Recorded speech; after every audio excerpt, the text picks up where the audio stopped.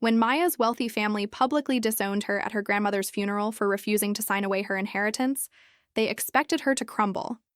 Instead, they unknowingly handed her the legal leverage she needed to expose decades of their financial crimes. What they meant as her destruction became her greatest weapon. Subscribe to our channel for more real stories of revenge, justice, and personal redemption. My name is Maya Richardson, and the day my family tried to destroy me in front of 300 mourners was the day I stopped being their victim and became their reckoning. The November rain hammered against the stained glass windows of St. Catherine's Cathedral in downtown Boston.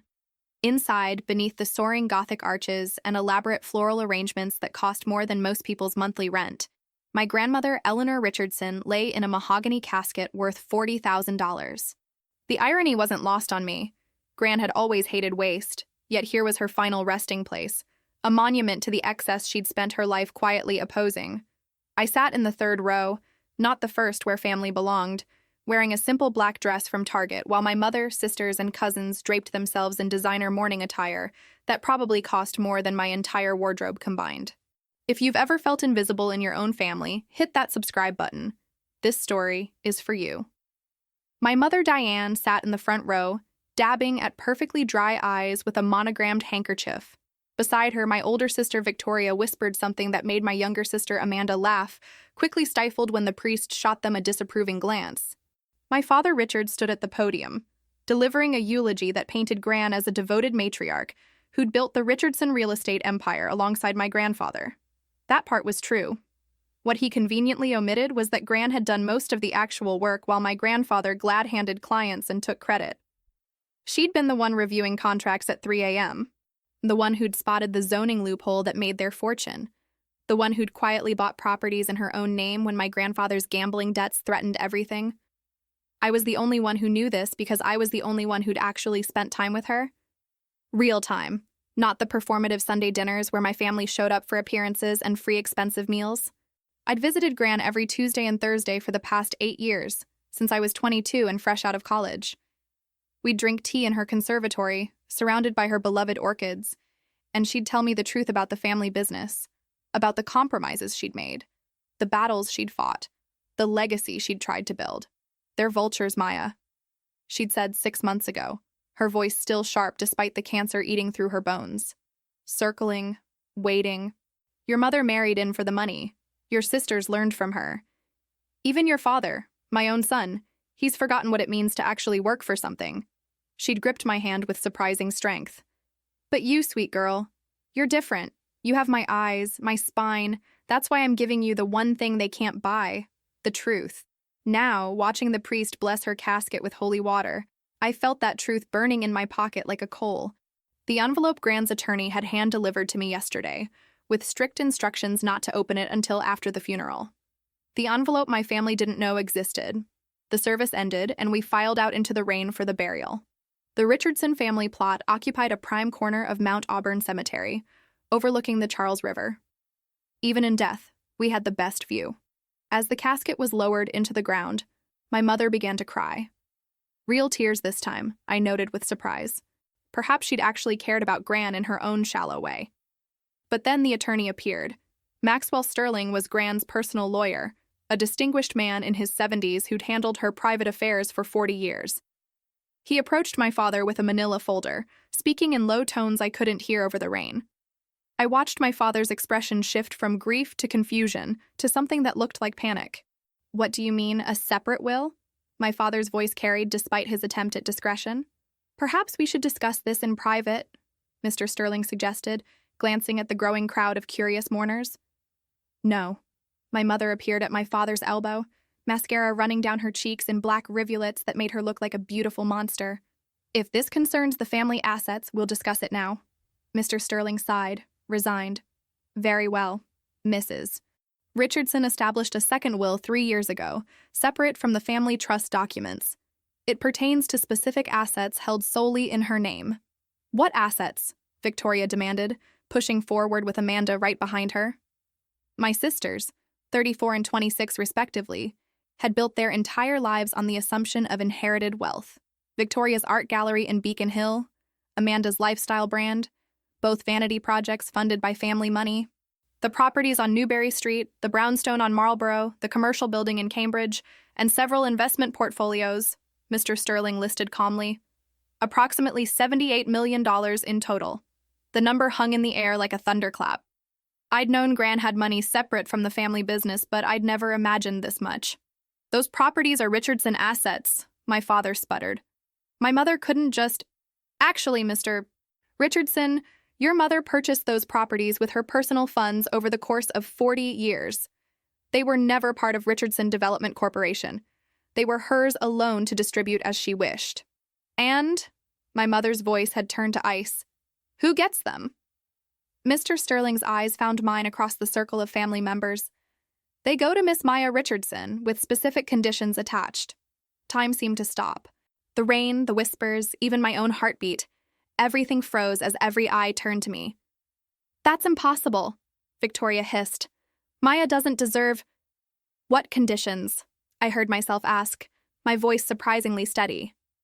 Before Mr. Sterling could answer, my father lunged forward and grabbed my arm. What did you do? What lies did you tell her? Richard, Mr. Sterling's voice cracked like a whip. Control yourself. We're at your mother's funeral. But my father wasn't listening. His fingers dug into my arm hard enough to bruise. You manipulated a dying woman. I visited her. I yanked my arm free, anger finally overriding my shock. I actually spent time with her. I listened to her stories. I cared about her as a person, not just a bank account. You scheming little bitch, my mother breathed. All those years playing the devoted granddaughter. You were just after her money. The accusation was so absurd I almost laughed. I have a job, Mother. I support myself, unlike Victoria and Amanda, who've never worked a day in their lives. We contribute to the family business, Amanda protested. You post on Instagram from properties the family owns, I shot back. That's not contributing, that's performing. The mourners had formed a wide circle around us now, no longer even pretending not to watch. I recognized several of them, business associates, society friends, people who'd known my family for decades. Their expressions ranged from shock to barely concealed delight at watching the Richardsons implode. Mr. Sterling, my mother said, turning her back on me with theatrical precision. Obviously, my late mother-in-law was not in her right mind when she made this alleged second will. We'll be contesting it immediately. That is your right, Mr. Sterling acknowledged. However, I should inform you that Mrs. Richardson anticipated this response. She underwent extensive psychiatric evaluations specifically to ensure her mental competency would be indisputable. I have documentation from 3 separate physicians. There has to be a mistake, my father said, but his voice had lost its certainty. My mother wouldn't cut out her own son, her granddaughters. She didn't cut anyone out of anything, Mr. Sterling interrupted. The Richardson family trust remains intact. Your inheritance from that is unchanged. These particular assets were always separate, always hers alone. She simply chose to leave them to Miss Maya. With conditions, I reminded him, my heart pounding. What conditions? Mr. Sterling pulled out a sealed envelope, different from the one burning in my pocket. To be read privately, as your grandmother requested. No. My mother's voice was shrill now, her composure cracking. If that manipulative little snake is getting my mother-in-law's properties, we have a right to know why. Actually, you don't, Mr. Sterling said with quiet firmness. But since we're already having this discussion in public… He broke the seal and pulled out a single sheet of paper. I'll read Mrs. Richardson's statement. To my family, gathered at my funeral, no doubt counting your inheritance before my body is cold, I leave you exactly what you gave me in my final years. Obligatory visits, performative affection, the bare minimum of human decency. To my granddaughter Maya, who gave me her time, her genuine care, and her honest companionship, I leave the properties I built through my own work. Not the Richardson family assets, which remain in trust for my son, but the investments I made with my earnings, the buildings I purchased in my own name, the portfolio I built through careful planning. Maya has proven herself to be the only member of this family who values people over profit. She works as a social worker, earning $38,000 a year helping others, when she could have taken the easy path like her sisters and lived off family money. This inheritance comes with 3 conditions. First, she must continue her work in social services for at least 5 more years. Second, she must use a portion of the income from these properties to establish a foundation supporting women's education and financial independence. Third, and most importantly, she must never, under any circumstances, give a single dollar to any other member of the Richardson family. If she violates any of these conditions, the properties will be sold and the proceeds donated to charity. My family has had enough of my money. It's time someone who actually earned it through character rather than genetics got to benefit. The silence that followed was absolute. Even the rain seemed to pause. Then my mother started screaming. "You ungrateful, conniving little whore, after everything we've done for you." "What exactly have you done for me, Mother?" I asked, my voice calm despite my trembling hands. Compared me unfavorably to my sisters my entire life? Told me I was wasting my education on helping poor people? Suggested I'd never find a husband because I wasn't pretty like Victoria or charming like Amanda? We gave you a home, an education. You gave me the same trust fund you gave my sisters. I used mine for college. They used theirs for designer clothes and European vacations. And when I chose a career you disapproved of, you cut me off emotionally. I haven't been invited to a family dinner in 3 years. Because you were sanctimonious and judgmental, Victoria spat. Acting like you were better than us. I never said I was better, I just chose differently. My father stepped forward, his face purple with rage. You will sign those properties over to the family trust. Today. Or you'll never see any of us again. And right there, watching my father issue his ultimatum while my grandmother's casket sat fresh in the ground, do you know what I felt? Relief. Pure, crystalline relief. Drop a comment below if you've ever had that moment when you realize your family's threats had no power anymore. Okay, I said simply. Okay? My father blinked, confused. Okay, I won't see any of you again. I accept those terms. I turned to Mr. Sterling. I'd like to review the conditions privately now, please. As I walked away from my family, toward the Blacktown car where Mr. Sterling's assistant waited with an umbrella, I heard my mother's voice rising to a shriek. You're making the biggest mistake of your life. You need us. Without this family, you're nothing. I didn't look back. The documents that changed everything. Mr. Sterling's office was in a brick building on State Street, all dark wood and leather chairs that smelled like old money and older secrets.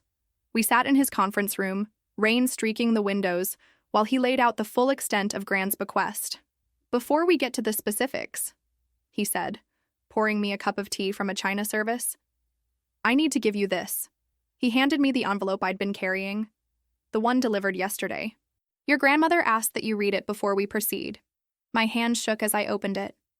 Inside was a letter in Grand's distinctive handwriting.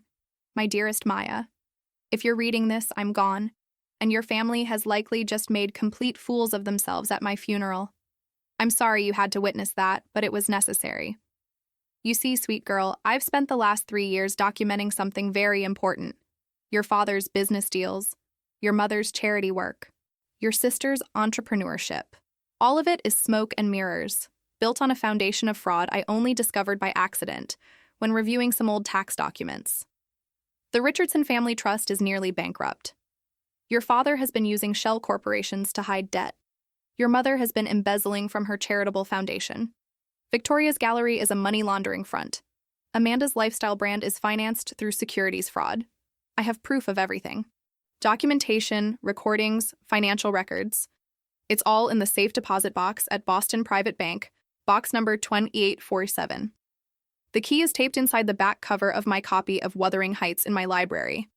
You know the one, the first edition I showed you. I'm giving you this information not as a weapon, but as a shield. They will come after you, Maya. They will threaten, cajole, manipulate, and possibly even try legal action to get these properties. When they do, you'll need leverage. Use it wisely, and remember, you are the only Richardson who deserves the name. All my love, Gran. I set the letter down with trembling hands. Did you know about this? Mr. Sterling shook his head. Eleanor played her cards very close to her chest. I knew she was conducting some kind of private investigation, but she never shared the details. She said it was safer that way. How did she find out? According to her notes, she discovered irregularities while reviewing documents for estate planning. She hired a forensic accountant to dig deeper. What he found, Sterling pulled out a thick folder. Your grandmother spent over $200,000 on this investigation. I opened the folder. Inside were spreadsheets, bank statements, emails, recorded phone calls. Years of evidence meticulously organized. My father's offshore accounts in the Cayman Islands. My mother's skimmed donations from her education foundation, money meant for underprivileged students pocketed instead. Victoria's gallery selling forged art to unsuspecting collectors. Amanda's fake influencer metrics inflated to deceive investors in her brand. Jesus, I whispered. There's more. Sterling handed me another document. Your grandmother's properties? They're not just valuable, they're strategic. The Newbury Street buildings house 3 of your father's most important business tenants. The Cambridge property is where Victoria's gallery operates. The Marlborough brownstone is where your mother hosts her foundation events. Understanding dawned slowly, then all at once. She gave me control over their entire operation. Exactly. As the property owner, you can choose to renew their leases, raise their rent, or terminate their agreements. Your grandmother ensured every lease expires within the next 6 months. 90 days notice required for non-renewal. I sat back, the magnitude of it crashing over me like a wave. Gran hadn't just left me money. She'd left me power. Real, tangible power over the family that had spent my entire life making me feel powerless. What do you think I should do? I asked. Sterling smiled slightly. That's not my place to advise. But I will tell you what your grandmother told me when she set this up. She said, Maya has a good heart. Too good, maybe. She'll probably try to be merciful, but I hope she's also smart enough to protect herself. The meeting. 3 days after the funeral, my family requested a meeting. My father's lawyer, some slick corporate type named Bradford Winters, sent a formal letter proposing mediation to resolve the unfortunate misunderstanding regarding Eleanor Richardson's estate. I agreed to meet them at Mr. Sterling's office. Neutral ground. They arrived together, my parents, my sisters, and Winters, all dressed in their power suits and practiced expressions of reasonable concern. Only my mother's red-rimmed eyes suggested this was anything more than a business meeting. Maya, sweetheart, my father began, his tone carefully modulated. We got off to a bad start at the funeral. Emotions were high. We'd like to start over. I said nothing, just watched them arrange themselves around the conference table like chess pieces. Your grandmother was clearly very fond of you, my mother added, dabbing her eyes. And we're grateful she recognized your devotion to her. But honey, you have to understand. Those properties are part of the family business infrastructure. We can't operate without them. You've operated for 40 years while Gran owned them, I pointed out.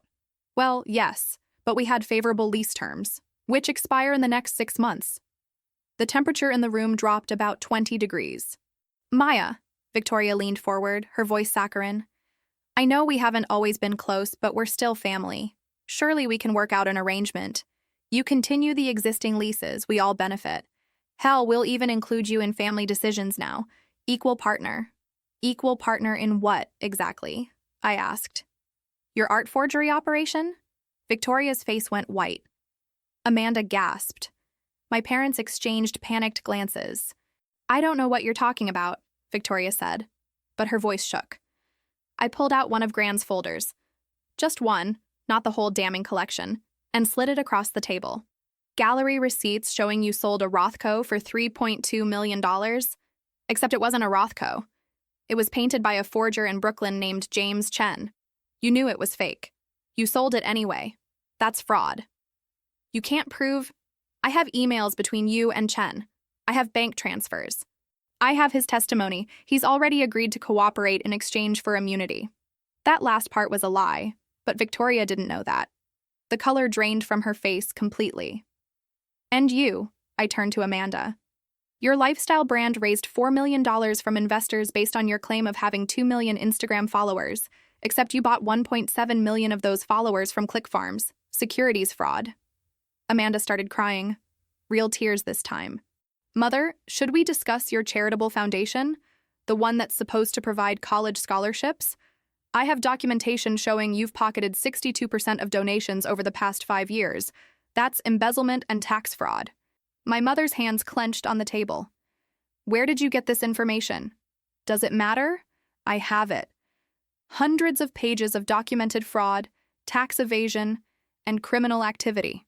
My father finally spoke, his voice deadly quiet. What do you want? I want you to understand something, I said, meeting his eyes.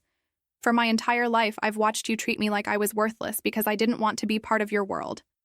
You mocked my career, dismissed my values, excluded me from family events. You made me feel like I was the problem, like there was something wrong with me for wanting to help people instead of exploit them. We never, my mother started. You did. Constantly. And I internalized it. I thought maybe I was being sanctimonious, like Victoria said. Maybe I was too judgmental. Maybe I should have been more like you. I stood up, placed both hands on the table. But Gran saw the truth.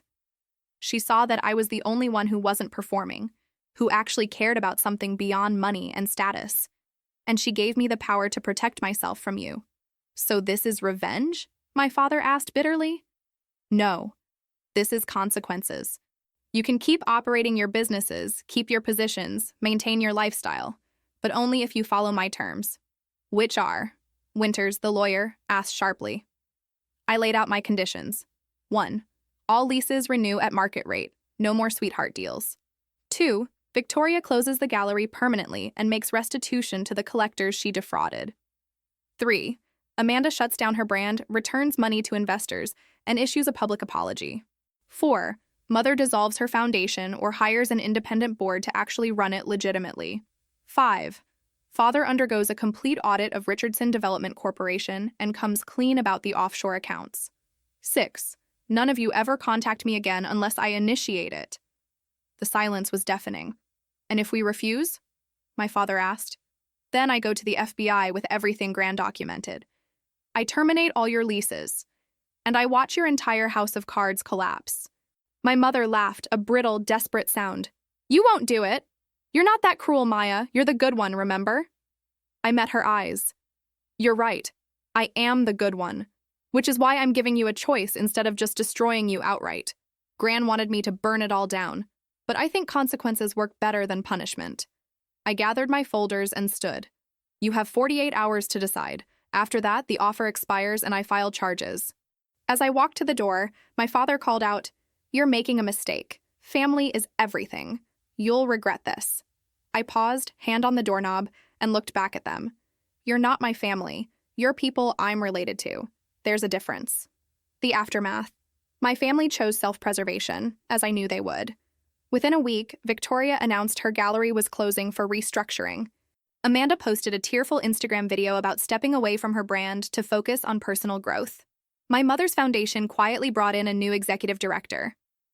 My father's audit revealed enough questionable practices that he agreed to step down as CEO of Richardson Development Corporation, taking an advisory role instead. The lease renewals went through at market rate, increasing their costs by 40%, but still manageable. I established the Eleanor Richardson Foundation for Women's Education, funding it with rental income from the properties. Within 6 months, we'd awarded our first round of scholarships, 25 women from underprivileged backgrounds, getting the educational support Gran had once fought to give herself. I kept working as a social worker, just as Gran's conditions required.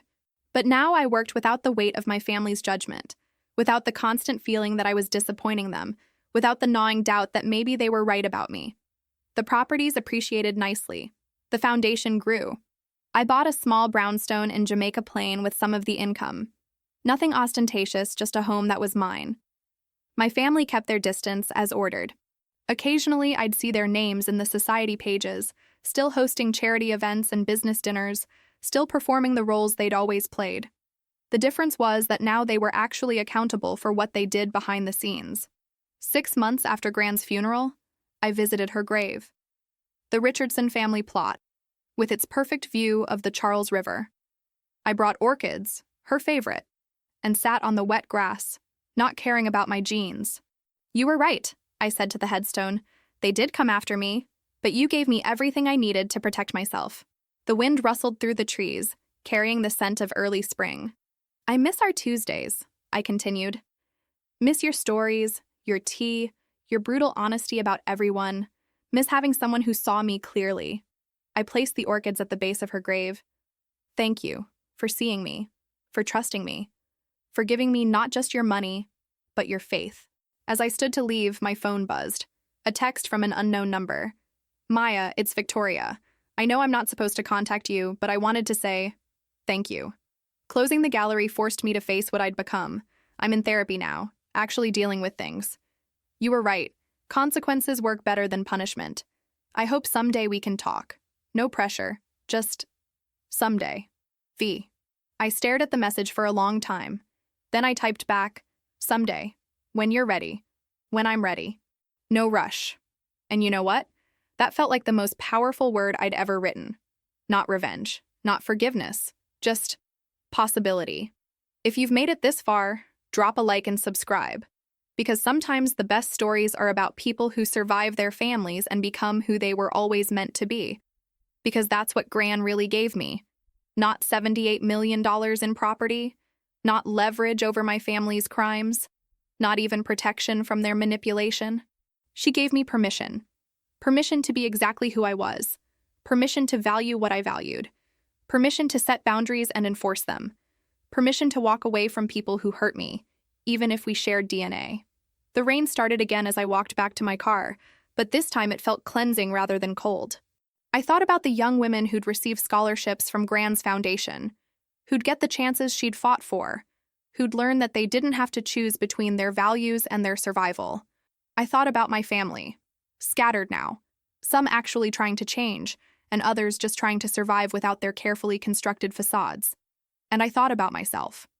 Maya Richardson, social worker, property owner, foundation director, and finally, truly, completely free. My family had tried to turn everyone against me at that funeral.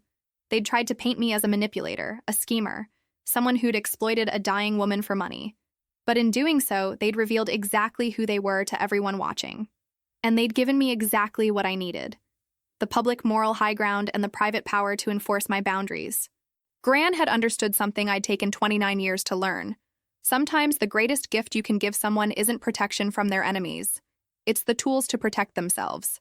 As I drove home through the rain-soaked streets of Boston, past the properties that now bore my name on their deeds, past the foundation offices where women's lives would change because Gran had cared enough to plan ahead, past the brownstone that was finally, truly mine, I felt something I hadn't felt in years. Not relief, though there was that. Not vindication, though there was that too. But hope.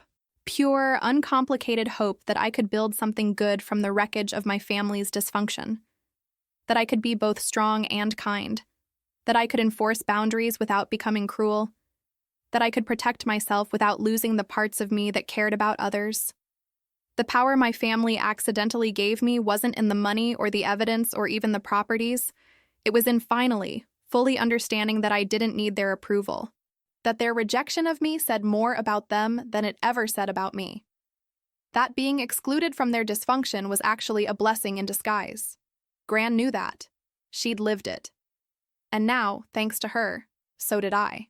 3 years later, the Eleanor Richardson Foundation had awarded over 300 scholarships. Victoria had opened an art restoration business, still working with art, but ethically this time. Amanda was teaching social media literacy to seniors, using her skills for actual good.